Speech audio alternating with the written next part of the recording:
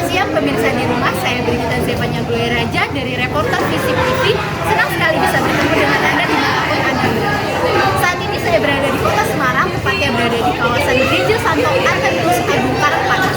Di sini pemirsa dapat lihat di belakang saya, umat Katolik baru saja selesai melaksanakan ibadah Paskah, yaitu Minggu Palma, yang berarti umat Katolik berkumpul untuk memperingati kedatangan Yesus Kristus yang penuh kemenangan.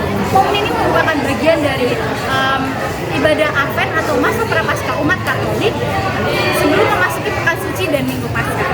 Dan sekarang saya sudah bersama dengan beberapa narasumber saya yang merupakan salah satu umat Katolik dari Gereja Santo Antonius Agung Semarang, Karangpanas. Kalau boleh tahu nih, dengan siapa saya bisa berbicara ya? Mungkin dari saya, perkenalkan nama saya Syarifah Narina Silalani, biasa dikenal dengan Arif. Perkenalkan nama saya Julia Fina Berutarigan, biasa dipanggil Julia. Nah, oke, saya mau bertanya nih mengenai tadi setelah selesai misa ibadah Paskah, ibadah Minggu Palma tadi, makna dari daun palma ini sendiri itu apa ya? Dari saya sendiri, makna dari daun palma itu sendiri adalah harapan, berkat, dan kemenangan. Mungkin dari ya kurang lebih intinya sama. Mungkin kalau dari saya menyambut kemenangan Tuhan Yesus Kristus yang telah berkorban di saat waktu pas sengsara itu sampai dengan detik ini kemenangannya. Wah, pesannya cukup dalam ya untuk Kak Karin dan Kak Julia.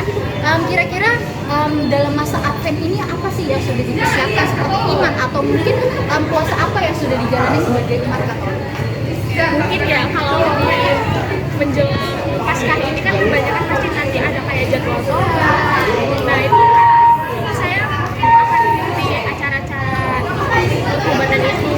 Terus untuk puasanya itu saya selama 40 hari ini mengikuti puasa daging, puasa berkata kasar, terus puasa apa ya, namanya kayak puasa hal-hal yang makanan yang manis, dan itu kayak jadi berkat buat kita. Oke, kalau saya sendiri di bulan menjelang Paskah ini saya sudah melakukan beberapa hal yang memang dianjurkan pada kegiatan yang ada di gereja. Maksudnya selama menjelang ini ya ada doa tobat, terus untuk puasanya sendiri puasa hal-hal yang kita sukai, kayak mengurangi hal-hal yang kita sukai, ya seperti makanan-makanan kayak gorengan, contohnya saya puasai gorengan. Terus dan hasil dari puasa kita yang biasanya kita makan 2 kali dan jadi sekali itu nanti kita sisihkan untuk KPP. Wah, cukup menarik ya puasa-puasa dari Kakak Karin ini dan Kak Julia. Lalu pesan apa yang dapat kita hayati dalam masa Paskah ini untuk pemirsa Kristiani yang ada di sini? Mungkin untuk pesannya itu ya tetap memperteguh pada iman. Kalau dari saya sendiri pesannya jadi mengerti betapa sulitnya kita merasakan orang yang lain, orang yang kurang berkecukupan lah. Kita ikut puasa itu kita juga ikut merasakan apa yang mereka rasakan. Ya, mungkin pengorbanan sih lebih tepatnya. Wah, terima kasih untuk dari Kak Karin dan Kak Julia, pesan yang cukup kuat sebagai kita sebagai umat Katolik di rumah. Semoga apa yang disampaikan oleh Kak Karin dan Kak Julia ini bisa kita hayati, bisa kita teguhi dalam masa prapaskah ini.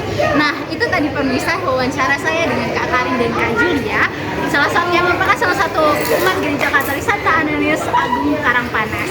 Demikianlah pemirsa laporan saya mengenai masa prapaskah di Gereja Santo Antonius Agung Karangpanas.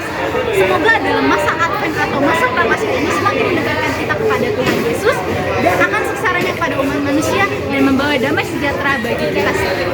Saya Brigita Zevanya Gloria Raja melapor dari Gereja Santo Antonius Agung Karangpanas. Kami undur diri.